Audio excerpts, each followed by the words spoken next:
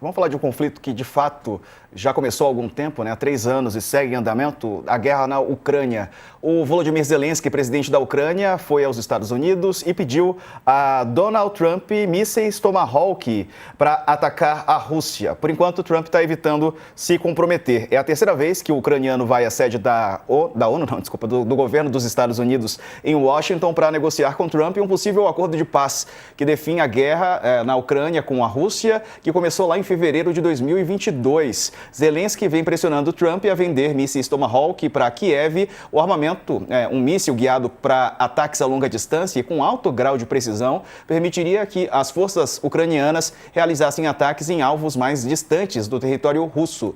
O Trump saiu assim pela tangente, disse que esse é o problema, nós não precisamos dos Tomahawks. Trump falou ao ser questionado por um repórter. É uma escalada, falando da guerra, né? Nós discutiremos isso, nós gostaríamos muito mais que eles não precisassem dos Tomahawks.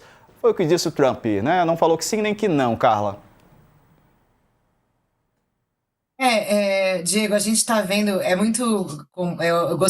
importante que o Saka veio explicar, né? Porque é muito mais complexo tudo isso.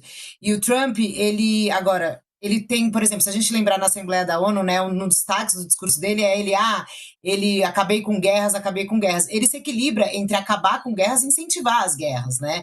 Ele tem à sua disposição arsenais e a maior indústria da defesa do mundo. Então ele joga, são essas as cartas que o presidente norte-americano tem.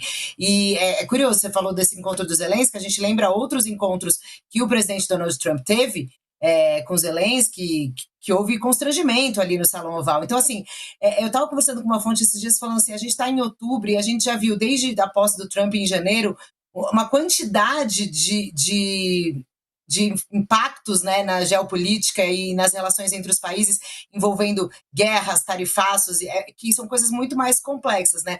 Vamos ver quais cartas eles vão usar nessas negociações, né?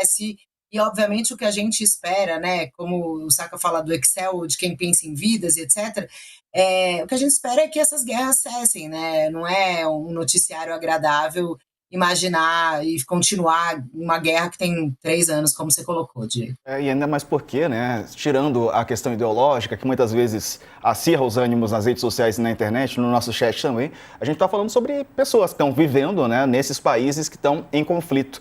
E o presidente ucraniano, ele foi responder uma questão sobre o presidente da Rússia, o Vladimir Putin. Ele disse que Putin não está pronto para a paz. Vamos ver. We understand that Putin is not ready. I think not ready, but I think that I'm confident that with your help we can stop this war.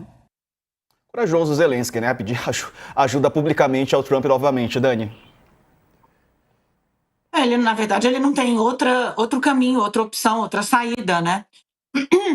O problema é que Donald Trump não tem o que fazer, perdão.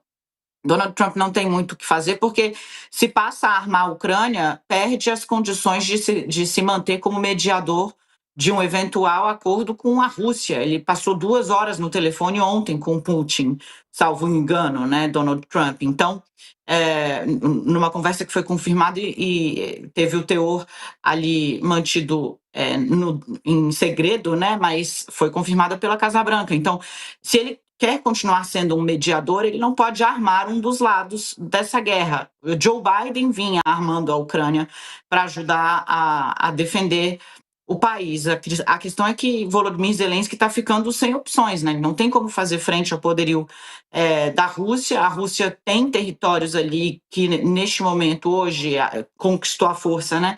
E hoje os principais negociadores internacionais acham que é impossível que ele simplesmente se retire, Vladimir Putin. E está difícil avançar com esse acordo, a verdade é essa. Então, o Zelensky vai lá pedir armas de novo e o Trump não tem como entregar e se manter como mediador dessa guerra, né? Não tem como fazer isso sem ser uma pessoa, ele se elege dizendo eu vou acabar com essa guerra em 24 horas por conta da minha boa relação com Putin. Estamos em outubro e a guerra continua, o Zelensky está no aperto, a Ucrânia foi fortemente bombardeada nesta semana, então houve bombardeios em Kiev, inclusive, capital, que vinha sendo preservada. A situação do Volodymyr Zelensky é delicada e ele realmente está de pires na mão e ele não tem muito o que fazer nesse momento. Agora, se Donald Trump entrega as armas, ele perde as condições de ser mediador do lado de Putin, ou pelo menos se enfraquece, né, como alguém que está em posição de negociar e conversar com os dois lados da guerra.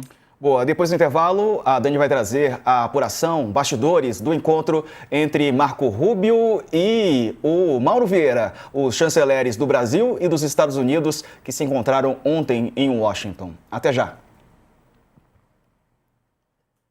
Aqui na internet seguimos ao vivo. Sakamoto, o fato é que o Vladimir Putin não é o Benjamin Netanyahu, né? É diferente a relação do Trump com os dois. É bastante diferente a relação do Trump com os dois, mas os dois conseguiram enrolar Trump direitinho durante muito tempo, né? Enrolar ou mesmo por amizade, por proximidade, no caso do Putin, por admiração, não tenha dúvida nenhuma. A gente tá falando dos três, estamos falando de líderes com tendências autocráticas, na verdade, né? Me admira, inclusive, que o Trump não tenha chamado Maduro para passear também. Porque todo mundo, na verdade, tem essas características semelhantes no final das contas. Agora, o fato é o seguinte, o Trump, quando ele se elegeu, ele prometeu que daria o fim à guerra de Gaza e o fim à guerra da Ucrânia rapidamente. Isso não aconteceu, né? E não vai acontecer tão cedo.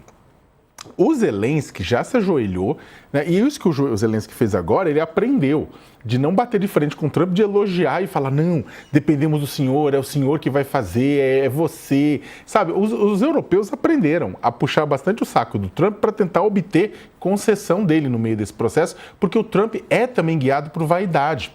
Né? Então, ele fez isso nessa hora e vem fazendo. A questão é que o Putin não vem mostrando, o Putin vem enrolando o Trump. Ele fez aquela reunião na Alasca que foi a melhor, o mais próximo que teve de algo, de um avanço, mas até agora nada. Aí o Trump impõe e fala, vou sancionar os países que comprarem fertilizantes e combustível de você, né? E trigo, etc. Depois volta atrás, depois avança, depois volta atrás. E no caso de Israel, a gente não pode dar ainda o caso como uma vitória. É uma vitória parcial. Teve libertação dos reféns, parou hostilidades, parou de morrer palestino em grande quantidade. A ONU mesmo fala que Israel continua matando palestino, o Hamas continua matando palestino que está se lascando no meio de tudo, né? Então o que acontece? Tem uma pausa, mas não está resolvido o problema. Vamos ver quando o Hamas tiver que depor as armas para ver se realmente esse plano de paz vai para frente. Então, neste momento, Trump tem um problemão nas mãos, ele quer ganhar o Nobel da Paz, mas ele tem promessas que ele não conseguiu cumprir ainda. O de Gaza está um pouco melhor, vamos ver se isso aqui caminha. O da Ucrânia está longe ainda, como comentou a Dani, tipo, bombardeio em Kiev, sabe? Tipo, isso é uma doideira, né? O aumento de bombardeios na capital, né? E por enquanto, sem perspectiva de paz, Diego.